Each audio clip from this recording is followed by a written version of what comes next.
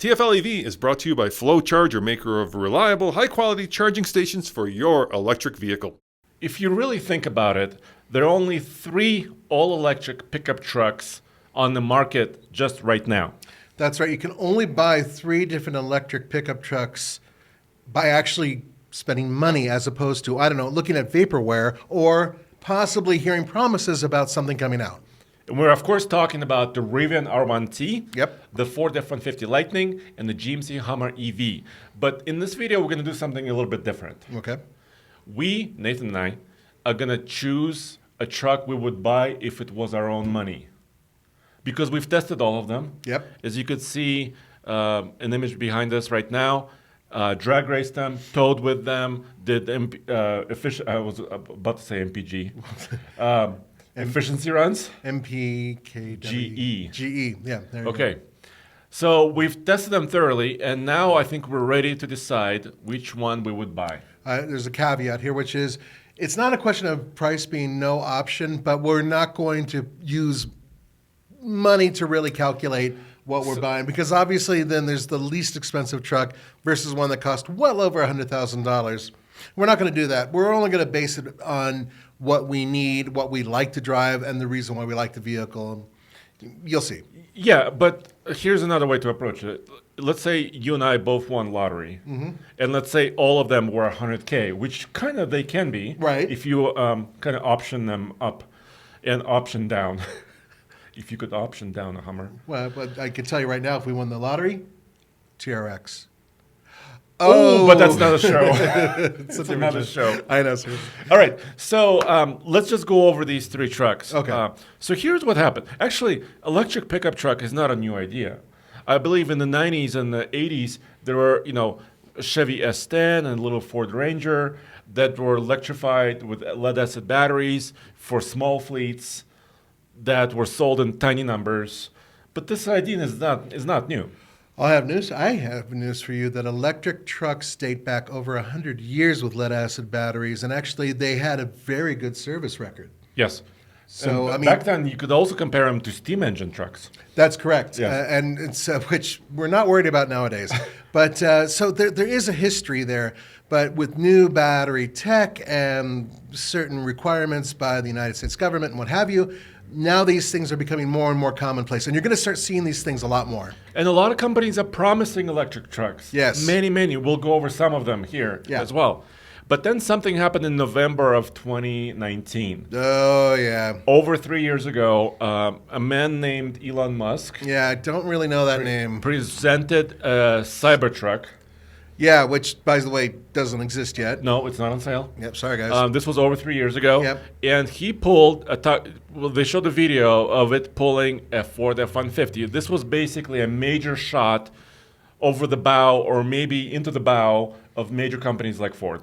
Right. Now, this is a publicity stunt, big surprise, and it was done with a vehicle that has not been approved by the DOT or anybody else. So basically, what he was doing was tugging at a truck that does exist with a truck that doesn't exist. And was that fair? I say hell no. I'm looking forward to the Cybertruck if it ever comes out. Yeah. But this particular thing was a publicity stunt, and there were better ways of doing something like this. But here's why I bring this up, because I didn't have to talk about this. Right. But the reason why I bring this up, I think it really kind of lit a fire under General Motors, And under Ford, under many others. Yeah. And also small companies, startup companies like Rivian. Yep. And Bollinger. And Lordstown. Because it looked like they were poised to start delivering this truck roughly around the time, when it was actually promised. Exactly, and it's not, of course. No, but yeah. But let's talk about the real trucks, right? Right. So Rivian, arguably, they started kind of selling trucks, but it was to employees. Yep.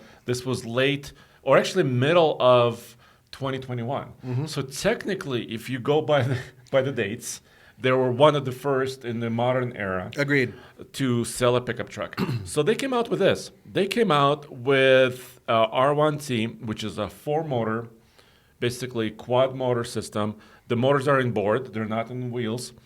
830 horsepower, gobs of torque, over 906 pound-feet. All-wheel drive, of course. It's a little bit smaller package, right? It's a little bit smaller than the full size. Yeah, but it can tow like 11,000 pounds. And It's it can rated? hold like what, 1,700 pounds plus. Yes. So, I mean, it's right up there with a full-size truck in terms of overall capability and then some. Yeah, and actually they beat General Motors, if you think about it, and Ford to the market. So that was supposed to be slam dunk, boom, done, right? Yeah, it was a hell of a first shot. But they had trouble building them, and There were kind of problems. still do, right? Yeah, I they're mean still volume, build them in volume. They're having issues with building them in volume, and there's some local issues which you can read about, of course, as well in terms of business. Yes, but here, like we showed at the top of the show, we drag raced all of them. Let's talk about the other two trucks, right? Then came the Hummer. They delivered the first VIN 001, which was an auction, high price. It was for charity, right? Right. They delivered it, and then it was kind of quiet for a while. Until this year, really. Yeah, they just had little drips of them here and there. Little drip, Yeah. little drip. So this is a moonshot. It even is painted in black and white. It's supposed to look like a an rocket. Apollo rocket, yeah. So 1,000 horsepower, 3 motors, 2 in the back, 1 in the front. Height adjustable suspension like the Rivian, but also 4-wheel steer. Four-wheel steering is very convincing in terms of what it's capable of. This is a big, powerful vehicle that has the capacity to charge faster than almost anything else out there. Yeah, and that's kind of also an arrow, a feather in their cap. Right. 350 kilowatt maximum charging, which we have also seen in the real world. Yes, briefly. Briefly, because of course it peaks and then it slows down. Yeah, right? and the peak is kind of short, but it can do it. This is a vehicle that really is built for off-roading. It's not so much a tow vehicle or a hauling vehicle, especially with that tiny bed, but it is capable of doing both. And then, of course, Ford came to market. That's not a Ford. This is a Ford. There we go. Ford F-150 Lightning, which is basically, think of it as an F-150 electrified, right? With four-wheel independent suspension and standard all-wheel drive. Exactly. So 2 motors now. So it's going down in motor counts. Right. We started at 4, now 3, now 2. 1 in the front, 1 in the rear, because it has to do 4-wheel drive. And That's it does. correct. It does have a rear locker. Actually a mechanical device, which is really nice. And it also has more affordable choices, right? Much more affordable than the other two, that's for sure. Relatively speaking. Yes. But if you picked out an F-150 Lightning Platinum, which starts at, I believe now at $95K. If you pick a R1T Rivian, which starts at 90-ish right now, really. Yeah, high 80s, Yes. low 90s. Yes. Yeah. But of course, with options, it can get even higher. And of course, Hummer has one price because it's only one edition That's available. 110? Yeah, about 111,000. Now we own one. We bought a Hummer EV for our fleet. We traded our Lightning for it, so we have experiences with both of those. And we drove the hell out of that Lightning. We had 13,000 miles on our Lightning in 3.5 months. And remember, it did go all the way up to Prudhoe Bay in Alaska to prove certain things about charging and networks and capability, blah, blah, blah. And those videos are available on TFL Truck, I believe. Yep. So that's all there. And now, so I think it's now time for us to decide Yep. before we talk about other companies that don't have vehicles on sale yet. Do you want me to go first? Yeah. Why don't Okay. Yeah. So see the image you guys are seeing, this one right here? Yeah. Absolutely, positively. Nope, not going to buy that. Well, which image do you want? Hold on. I want the Rivian. Is it? It's not this. No, I don't want that. I thought you would pick this. No. Okay. Rivian image. Yep. This. Yep. This. Out of the three, yes. First of all, let me explain. Many of you already know that I like smaller trucks. I like the fact that they're more maneuverable, easier to park, easier to manage. This one has a lot of the benefits of a smaller truck. Kind of like, think Dodge Dakota in terms of its size, although a little bit wider. But it manages to pull and haul as much as many full-size trucks. I like the design of it. It's not perfect. It's not the best off-road, but I'm not looking for a full-blown off-roader. The Hummer, as good as it is potentially off-road, is just too large for a lot of trails, for a lot of the type of bashing that I do, for the creeks I go to just to fish. It's just too big. So the Rivian makes a lot more sense to me. Is it 835 horsepower now, or 825? About 830. Yeah. They state combined horsepower. And we've towed with it. We've driven around with it. I like the layout of the interior. I think that it's a very smart design, better than anything else on the road for an electric pickup truck. So that would be my choice. Absolutely. So right here, well, I'm a little surprised. First, I would say because I thought Hummer was more kind of Nathan to me. It's a badass truck, but Yeah. I mean, I look, as much as there's the caricature of Nathan being, woohoo, let's party, and bang on you. That's great. But the reality is, if you guys are asking with my own money, if I was going to drive a truck every day and it had to be one of these three, I would say that the Rivian is the most logical choice for its size, its capability, and its range. Because what's its range? 300 and what is it? 314 miles. I think that's more than adequate. Actually, all of these can be had with over 300 yeah, miles. potentially, yeah. So I really like that. That would be my choice. Go ahead and tell everybody that you want the Hummer. No. Eh? So first of all, I don't want the Hummer and I don't want the Rivian. Well, then there's problems with you. So here, let me just say. You're the truck guy. So yeah. Those yeah. are the most truck. Oh, well, I guess. so that would mean they had the Lightning.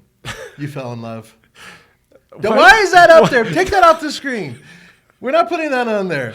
I'm so sorry. Until we see a mass production of that vehicle that happened to be on the screen just a moment ago. We will show you too. Yeah, we'll show you in a minute. So let me pull up an F-150 Lightning towing. Here we go. So I'm of course, on TFLtruck.com. And you can also go to alltfl.com. If we don't say that, Roman gets angry. I know. He follows me home and throws things at me. So we've towed with all three trucks. Mm-hmm. They're very capable towing machines because for several reasons. They're all heavy curb weight, Mm-hmm. low center of gravity, which is actually a good thing. That is a good thing, yeah. Also, electric regenerative braking, where the motors are actually used to slow you down. That helps with towing. In some vehicles more so than others. And they're very stable chassis, all of them. Mm-hmm. So as far as towing, they're all quite capable. And actually, we did tug of war with them as well. So you can Which watch is absolutely useless information. Completely useless, That but- will not help you whatsoever in choosing a but vehicle. fun. But fun. But here's why the Lightning is my choice. And really, I really want the Pro. And I know the price is not part of this, Yeah. but here's the reason. The Pro actually has less range because the basic truck has a smaller battery, about 98 kilowatt hours. Which is like 220 miles? Yeah, and now they moved it up to 230. Okay. That's the latest rating. Doesn't sound like a lot, but actually for daily tasks, other than traveling across states, I think it's perfect. You and I drove one from We did. Rifle, Colorado to Boulder, Colorado on one charge. It did And that was very almost, well. That was almost 200 miles, I believe, Yeah. over the mountains. Over the mountains. Yes. That was the part that was a little scary.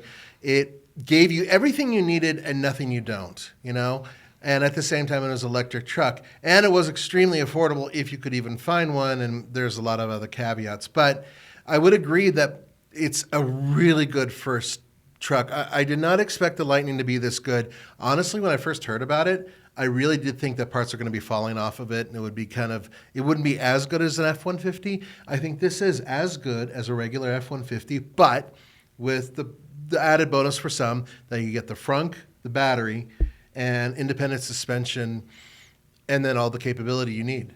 I think. Yeah, and here's my thought on the Rivian and the Hummer, and here's my reasoning behind it, right? Mm-hmm. So the Rivian is cool. Yes. But I agree with you. Okay. But even though the Lightning is a little bit larger, the Lightning is just based on a Ford F-150 chassis, really. It's the same size Yeah, as an same F-150 size. crew Yeah. cab. Same sheet, a lot of sheet metal. Which Just- means what I could do is I could pull off a tonneau cover off my regular F-150 and put it directly on top of my Lightning.